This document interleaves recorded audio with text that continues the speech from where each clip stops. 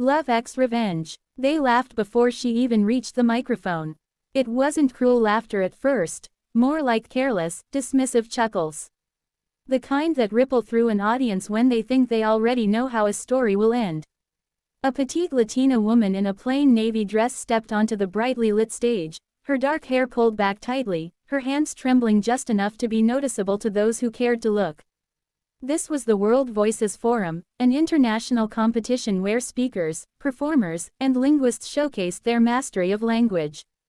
The finalists this year were impressive. Ivy League graduates, polished diplomats, viral polyglots with millions of followers. And then there was her. Her name, according to the program, was Sofia Alvarez.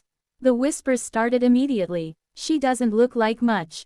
Probably another motivational story. 10 languages. Yeah, right. The moderator smiled politely and adjusted his glasses. Ms. Alvarez, he said, glancing down at the card, you've claimed proficiency in 10 languages. Before we begin, is there anything you'd like to say? Sofia took a breath. The laughter softened into a low murmur. Hundreds of eyes watched her, some curious, many skeptical. Yes, she said softly, in accented but clear English. I'd like to thank everyone who doubts me. You've always been my greatest teachers. A few people snorted. Someone in the back clapped sarcastically once, then stopped. The moderator raised an eyebrow. Very well, let's start with English. Please tell us why language matters to you. Sofia nodded. Language, she said, is the only home I've ever owned. Her voice steadied as she spoke, each word landing with quiet precision. She talked about borders, about silence, about being heard. When she finished, the moderator nodded appreciatively. Spanish, he said next. Sofia didn't pause. She flowed into Spanish as if slipping into warm water, her tone richer, her gestures more expressive. She spoke of her grandmother in Oaxaca, of lullabies sung during blackouts, of words that carried food, comfort, and survival. The laughter was gone now. Portuguese, the moderator continued, clearly more attentive.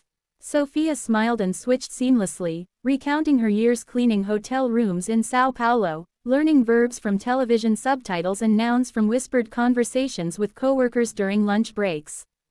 The audience leaned forward. French. Her French was lyrical, elegant. She spoke of rejection letters from European universities, of dreams returned unopened, of reading Camus in a public library because it was warm and free. German. Her consonants sharpened, her posture straightened. She spoke about discipline, about factory work, about learning grammar from instruction manuals while standing on aching feet. Italian. She laughed mid-sentence, light and musical, telling a short story about an old baker in Naples who corrected her pronunciation by tapping her forehead with flour-dusted fingers. The room was silent now. No coughing, no whispering, just breath held collectively. The moderator hesitated before continuing. Arabic. Sofia's eyes darkened, but she nodded. Her Arabic was careful, respectful. She spoke of refugee camps, of borrowed textbooks, of mothers teaching children to read by tracing letters in the dirt. She did not dramatize it. She didn't need to. A woman in the front row wiped her eyes. Russian, the moderator said quietly. Sofia switched again. This time her voice carried steel. She spoke of winter, of isolation, of being underestimated because of her accent, her job, her passport. She quoted a single line of poetry, just one, and let it hang in the air. The applause started, but the moderator raised a hand gently. Please, he said, let her finish. Mandarin Chinese? He asked, almost incredulous now. Sofia nodded once more. Her Mandarin wasn't flashy, but it was precise. She spoke about night classes in overcrowded basements, about tones practiced while riding the bus home at midnight, about kindness from strangers who corrected her patiently when no one else would. 9 languages. The room felt charged, electric. People glanced at each other, shaking their heads in disbelief. And the 10th? The moderator asked. What is your final language? Sofia looked out at the audience. For the first time, she smiled fully, not nervously, not defensively, but with quiet triumph. My 10th language, she said, is the one I was never allowed to speak. She paused. Then she began. It wasn't listed on the program. It wasn't one of the official options. It was an indigenous language, soft and rhythmic, filled with sounds unfamiliar to most ears in the room. Her voice changed completely, gentler, older somehow. She spoke slowly, reverently. No one laughed. No one moved. When she finished, she translated. I said, I am the daughter of women who were told to be silent. I speak so they may finally rest. The silence that followed was heavy, sacred.